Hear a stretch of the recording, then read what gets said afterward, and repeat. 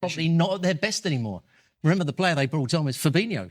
You know, he's probably past his best. Casemiro is past his best.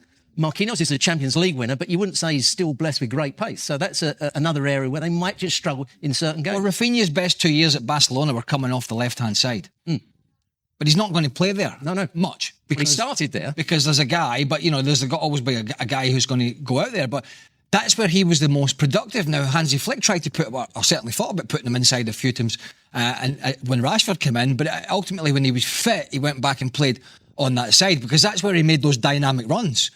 When Lewandowski or Ferran Torres was dropping short and he was making those runs from that left side in between the fullback and the centre-half and timing it brilliantly, that's where he was getting his goals. So I wouldn't say he's got the same problems as Deschamps at France, where he's got to try and fit, you know, Mbappe and Dembele and Doué and Michael Olise into this French side, which sounds like a hell of a problem, but it's getting him in the right positions. I wouldn't say clearly he has as many as that, but he's certainly got an issue of how to get the best out of his better players to stand a good chance in this. And after that first 20 minutes, I don't think he's going to play Rafinha and Vinny Jr. in the positions he played him after that first 20 minutes. Can we give Vinicius Jr. some love? Yes, absolutely, in terms of the goal. Criticised in Brazil for not doing it enough in a Brazil shirt. Yep. Like others have done, have gone on that iconic 7. He scored a very good goal. I would say the inside left position. Chops it back onto his right foot, and once he got there, he opened up the goal for himself and he smashes it in the corner. It's a very good goal.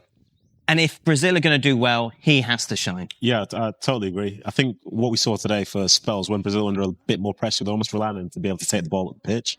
Instead of finding good bits of play, linking it up with 3, 4, 5 passes and all this, instead it's Vinicius running down the wing. Hopefully by that time people come to support him and then you can maybe have an isolation like he did for his goal. It was a great goal. It was a great finish. The way that he beat defender, just taking a little touch to almost unsteady the defender as well.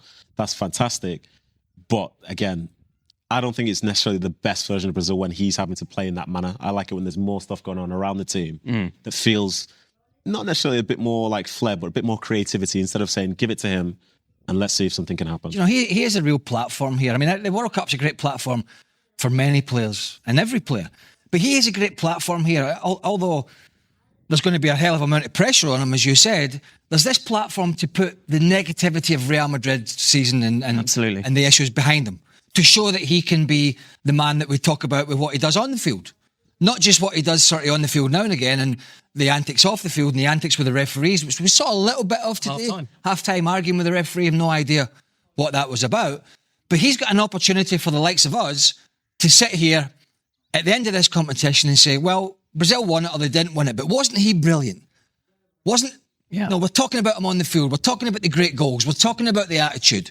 We're talking about all the good things that Vinicius Jr. can do. He has that opportunity to be on that platform. Now, he can't control what the rest of his team does, and that's always my sort of argument when over the years with Messi and one or two others saying, well, they don't win a World Cup. Obviously, he's put that to bed now.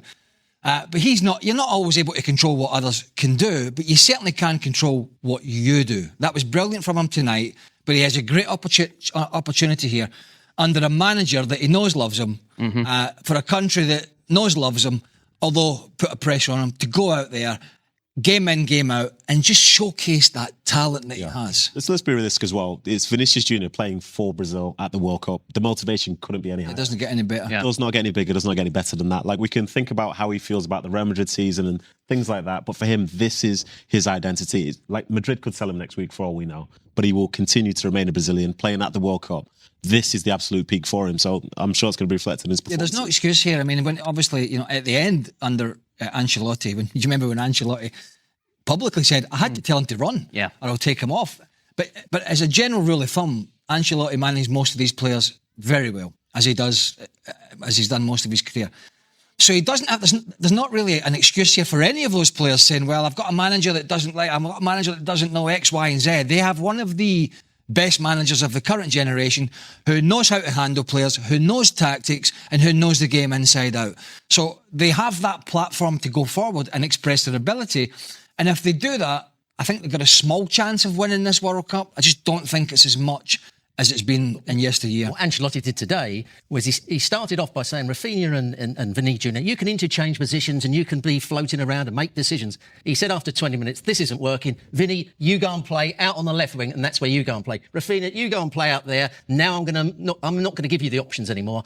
I'm telling you how you're going to play. And I think he'd go, and I don't think the centre forward will start again in the next game because he was really poor. He looks out of his depth today. But the thing is, you look at Brazil and the draw, they're not going to face someone as hard as Morocco until deep in theory, to the bracket, deep into the group stages. What did you make of Morocco today? Obviously, in that first 20 minutes, they played some really good football. Hakimi was at the front of most things. He doesn't always play wide. He was tucking inside and making those little darting runs. They pressed the ball really well. They were sharp. They were quick. And after Brazil changed the system, they couldn't quite get so much possession. But I think they're going to be a good side. There's no doubt about it. Of course, coming to this as, you like it or not, they are the African Cup of Nations winners. And they're a team that I imagine will go deep in this tournament, who you don't particularly want to face. Yeah, I think they do have the potential to go deep. I don't think it's as much of a guarantee. Like, obviously, they made it to the semi-final at the last time in Qatar, but I don't think it's necessarily going to be that straightforward. I think what I saw today from them, going up against the Brazil side, that is a good side. They will have a chance of winning the whole thing. As that game wore on, I was surprised that they didn't sort of have a bigger say in terms of how the game went. I think they had 2 shots by the end of that second half, which came from the mistake from Alisson, and then he redeemed himself with a second save. They were their first 2 shots of the whole second half, and that's in the 90th minute, say. So I was surprised at that, which in some ways is going against what they are as a team, because I think they're one of the most exciting teams when they're at their best. But why were they playing like that in the second half? And maybe some of it's to do with fatigue. Then maybe a little lightweight up front, play a lot of nice football. Right. But did you see anything today that would give Haiti or Scotland any hope? Do you know what? Hold on, hope of what? Do you know what? I'll say something. Well, there's a third place team going to go through. 8 third place teams. Yes, out of 12, yeah. I think if you're one of the 2 teams in the game that's coming up at 9 o'clock, that's what you're hanging your hat on. Yeah. As you touched on at the top, it's hardly the Brazil 98 team that I played against with Ronaldo and all those boys, but it's still one that you would expect to beat a team like Scotland. And I would add Morocco to that as well. So I think, the hope is that for Scotland, they beat Haiti tonight, which again, there's no guarantee to do, but 3 points could see you through. But even when Brazil were dominated in this game tonight,